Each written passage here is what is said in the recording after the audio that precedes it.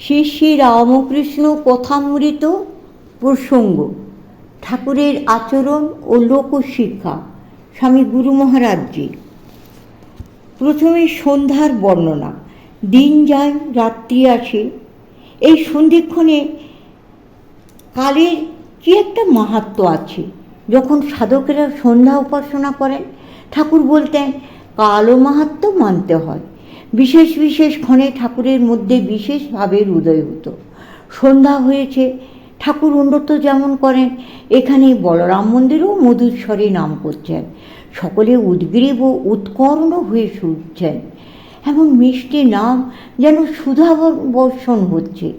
ঠাকুরের এই মধুর নাম ও সংকীর্তন সকলকে বিশেষ করে আকর্ষণ করত। যারা শুনেছেন তারা চিরকাল মনে রেখেছেন। মাস্টারমশাই সেটি উপলব্ধি করে বলছেন, এই প্রেমিক সন্ন্যাসী কি সুন্দর রূপধারী অনন্ত ঈশ্বর! এইখানে কি পিপাসুর পিপাসার শান্তি হইবে? ঠাকুর এর আগে অবতারের বর্ণনা প্রসঙ্গে বলেছেন সমস্তই ঈশ্বর। তবে অবতার কীরকম না, গরুর বাঁট দিয়ে যেমন তার দুধ আসে, তেমনি অবতারের ভিতর দিয়ে ভগবানের বিশেষ ভাব, বিশেষ শক্তির প্রকাশ। যে বিশেষ অমৃত তিনি বর্ষণ করছেন তা তাঁর মতো অবতারের ভিতর থেকেই প্রবাহিত হয়। নাম ও গুণকীর্তনান্তে ঠাকুর শিশুর মতো সরল ভাষায় প্রার্থনা করছেন। মাস্টারমশাইয়ের মনে এই বিশেষ চিন্তা এলো, যিনি সর্বদাই তাঁর নাম করছেন, তাঁর আর সন্ধ্যাকালে নাম করবার কি প্রয়োজন? পরক্ষণেই ঠাকুরের আরেকটি দিক তার মনে পড়ল। লোকশিক্ষার জন্য ঠাকুর মানব দেহ ধারণ করেছেন। অতএব লোকশিক্ষার জন্য যা করা দরকার তাই করছেন।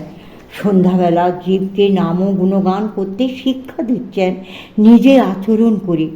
হরি আপনি এসে যোগী বেশে করিলে নাম ও সংকীর্তন।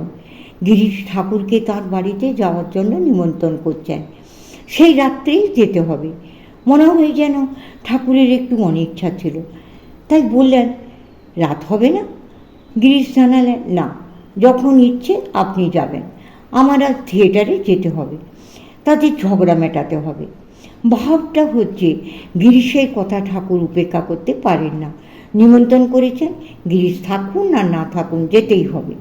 বলরামও ঠাকুরের খাবার প্রস্তুত করেছেন, ঠাকুর তাকে খাবার পাঠিয়ে দিতে বলছেন।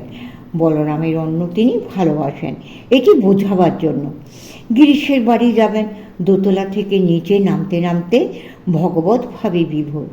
ঠাকুরের এই ভাবগুলি ভক্তেরা বিশেষভাবে লক্ষ্য করতেন। ঠাকুর ভাবে বিভোর, কারণ গিরিশ ভক্ত। ভক্তকে মনে হয় ভগবতভাবে বিভোর হয়ে গেলেন, চলেছেন যেন মাতাল। এমনিতে ঠাকুর বেশি চলতে পারতেন না।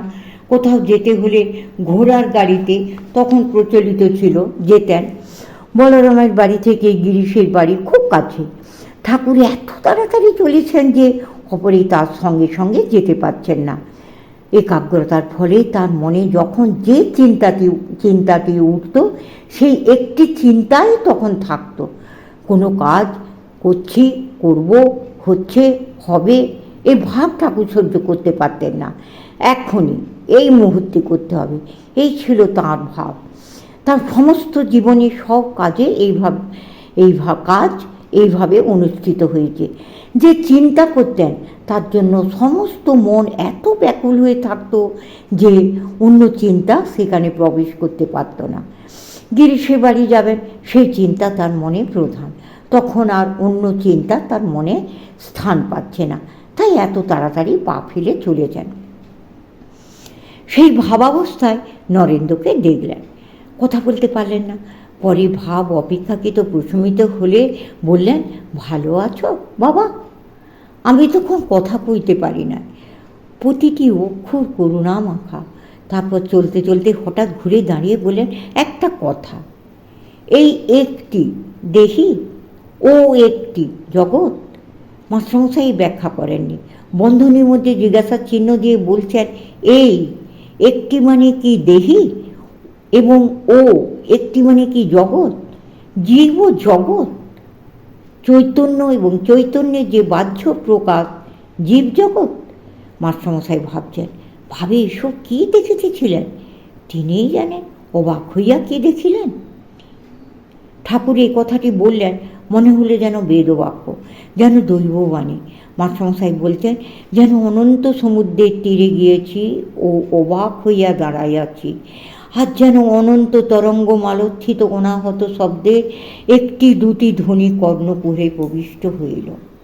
নিত্যগোপাল ঠাকুর গিরিশের দরজায় এসে উপস্থিত। গিরিশ দ্বারদেশে প্রতীক্ষা করছিলেন।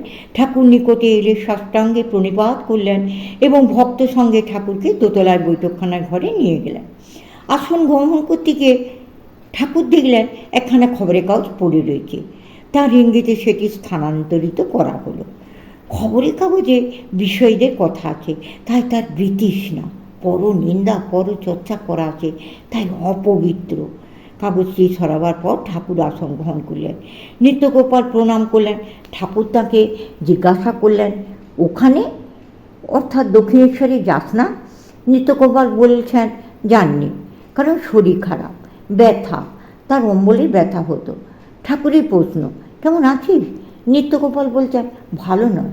ঠাকুর বললেন, 2-1 গ্রাম মেচে থাকিস, অত চড়া থাকলে শরীর থাকবে না, ভাব প্রবল হলে সাধারণ দেহ তাকে ধারণ করতে পারবে না। ঠাকুর বলতেন, শ্রীমতী, শ্রী চৈতন্য এদের মহাভাব হতো, অবতার পুরুষেরা এই মহাভাবটি ধারণ করতে সক্ষম হন। মহাভাবের বর্ণনা নিজের অনুভবের মধ্য দিয়ে ঠাকুর বলছেন। কীরকম জানিস? ছোট একটা পুকুরে 10টা হাতি নেমে উথাল পাথাল করে দেয়। সাধারণ মানুষের শরীর সে বেগ ধারণ করতে না পেরে ভেঙে যায়। অবতারের দেহ অন্য ধাতুতে গড়া, তাতে ভাবের আবেগ ধারণ করা সম্ভব। এই জিনিসটি আমাদের কাছে অকল্পনীয়, কারণ আমাদের দেহে স্থূল অনুভূতি হয় বলে ওইগুলির সঙ্গে আমাদের পরিচয় হয় না। সূক্ষ্ম অনুভূতির তীব্রতার কোনো ধারণা আমাদের হয় না।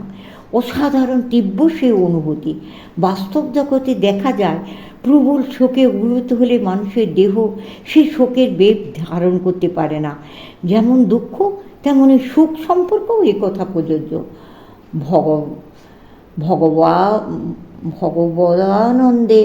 ভগবত আনন্দে যে বিপুল সুখ বা ভগবত বিরহে যে বিপুল দুঃখ হয়, শুদ্ধ সত্য ভক্ত দেহ না হলে সে তীব্র আবেগ ধারণ করা অসম্ভব।